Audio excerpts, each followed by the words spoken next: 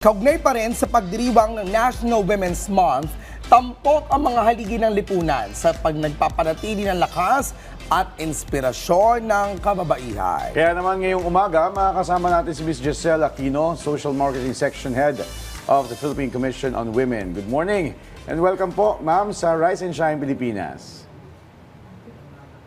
Magandang umaga po, Rise and Shine Pilipinas, and Happy National Women's Month. Happy National Women's Month po, ma'am. Ano-ano po mga pangunahing programa and initiatives ng Philippine Commission on Women o PCW ngayong celebration ng National Women's Month, ma'am? Go ahead. Opo, noong March 6 nga po ay ang kick-off ceremony ng National Women's Month Celebration na naganap sa Rizal Memorial Coliseum, Malate, Manila, na dinaluhan po ito ng mahigit 4,000 po natin na mga ka-advocates po. No, dito po ay nakasama natin ang unang ginang at narinig po natin ang mensahe ng Pangulo para sa mga kababaihan po. No, nandito rin po natin pinresent ang State of the Filipino Women Address na presented by our PCW Chairperson, Ermelita Valdeavilla. No? Napakinggan rin po natin dito ang presentation ng mga head ng ASEAN Community Pillars sa Pilipinas, no? Yung DSWD, DTI at DFA po. No? Dito po ay pinresent nila ang mga gender mainstreaming efforts po na ginagawa hindi lang po sa Pilipinas kundi sa buong ASEAN region po. Nakasama rin po natin dito yung mga partners po natin na masayang nakibahagi ng kanilang mga products and services. Andito rin po si Ms. Bayang Barrios, no? At ang PNP po, no? And bukod po riyan ay patuloy pa rin po ang iba't ibang special promotions at services ng mga ahensya ng gobyerno at maging ang ating mga private partners upang ipatuloy po, no, ang celebration ng National Women's Month. Inaanyayahan din po natin ang lahat na makiisa po tuwing Wednesday na magsuot po ng purple, kulayan po ng purple ang kanilang mga icons, offices at landmarks, magpatugtog po ng mga empowering songs every Friday, no, upang patuloy po natin na pag-usapan kung ano po ba yung National Women's Month at kung para saan po ba to at bakit natin to pinagdiriwang po. No? Okay, pero paano po nakakatulong itong mga ganitong aktibidad, programa sa pagpapalakas ng papel ng kababaihan sa ating lipunan?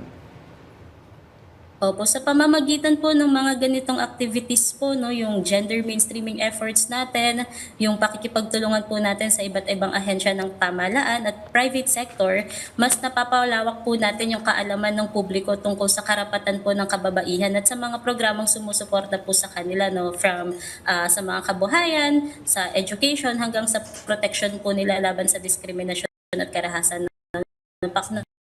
Nakikita naman po ang diskriminasyon at karahasan sa mga kababaihan at nararapat lamang po na pag-usapan kung ano po ba yung mga karapatan nila, ano po ba yung mga dapat natin ginagawa para proteksyonan po sila. No? Yung mga ganitong programa ay nagiging mahalagang platforms po, no, upang yung mga boses po ng kababaihan at ay mapalakas po natin at hikayatin po natin yung iba't ibang sektor na makiisa po sa pagsusulong ng gender equality. No? Kasi alam po natin na ang laban po sa gender equality ay hindi po laban ng iisa lamang. No? Hindi po ito advokasya ng mga kababaihan, kundi advokasya po natin itong lahat, no, kasi ito po yung gusto natin, no, gender equality, women empowerment at inclusive society po. No, sa huli po, yung mga ganitong layunin po natin, yung mga ganitong programa po ay para ipagdiwang yung kontribusyon ng mga kababaihan po, no, hindi lang bilang mga beneficiaries ng mga programa ng ahensya ng gobyerno or ng development, kundi active agents din po talaga tayo. No, kasama po tayo, no, sa pag-angat po natin dito sa Pilipinas. Ma'am, we understand that every year we have celebrations in line with the National Women's Month.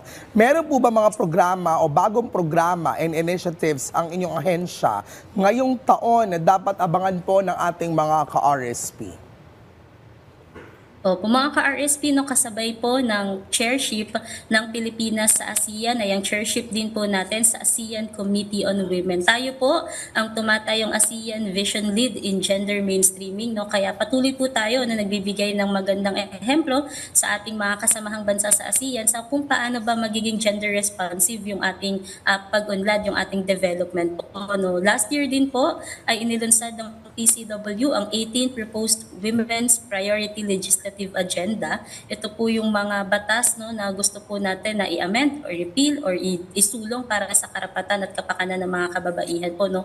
Ito po ay pinresent natin sa 20th at 21st Congress. Now, we are hoping po na sana mas marami po tayong mababatas na makasama po natin sa pag-push po ng mga agenda at ng mga batas na ito. No. Last year din po ay natapos na ang 30-year Philippine Plan for Gender Responsive Development development no, from 1995 to 2025 po. Kaya ngayong taon ay sinisimula na po natin yung bagong plano po natin at isiguraduhin po natin na ang mga emerging issues on women such as yung mga effects natin sa effects po ng climate change sa mga kababaihan no, yung violence against women, online gender-based violence, youth participation and leadership ay makakasama po sa bagong plano po na ito. Ito po kasi yung roadmap no, ng Pilipinas sa pagkakaroon po ng gender-responsive na bansa po. Okay, going back to sa mga programs and activities, paano naman sumali o paano pwedeng makilahok yung mga komunidad at organisasyon sa mga activities at program ng PCW ngayong Women's Month? Opo, patuloy pa rin po ang serbisyo para sa kababaihan. Ito po yung mga partners po natin na mga LED na sila po yung nagbibigay po ng mga free services, promotions, freebies po sa ating mga kababaihan. No? So ito po ay posted pa rin po sa PCW Facebook page. Ang mga calendar of activities po submitted by the government agencies ay posted rin po sa NWMC webpage po na maaaring bisitahin lamang po ito ng ating mga Rise and Shine Pilipinas. And maaari pa rin pong makilahok ang mga komunidad at organisasyon po sa mga activities po ng PCW. And even sila po, no, pwede pa rin po silang mag-conduct ng sarili nilang mga initiatives para dito sa National Women's Month Celebration. No? Kasi mas marami pong activities, mas marami pong makakarinig kung bakit nga natin ito pinagdiriwang. No? Pwede po silang mag-organize ng mga forum, ng mga talakayan, information campaigns tungkol po sa gender equality and women's rights po. No? And of course, para sa mga nasa local governments po, no, pwede po silang makiisa. Ang mga LGUs po ay may mga iba't ibang active sa pag-Women's Month. No, makiugnayan lang po siguro sila sa kanilang mga God Focal Point System o sa kanilang mismong LGUs po no, para sa mga activities na ito. Okay, panguli na lamang po, ano po ang mensahe ng PCW sa ating mga ka-RSP para patuloy na suportahan ang mga advocacy para sa karapatan at kapakanan ng kababaihan, ma'am? Opo, nag-umpisa na nga po ang National Women's Month celebration po, no? Hindi lang po ito last week kung saan natin pinagdiwang yung kick-off ceremony po, no?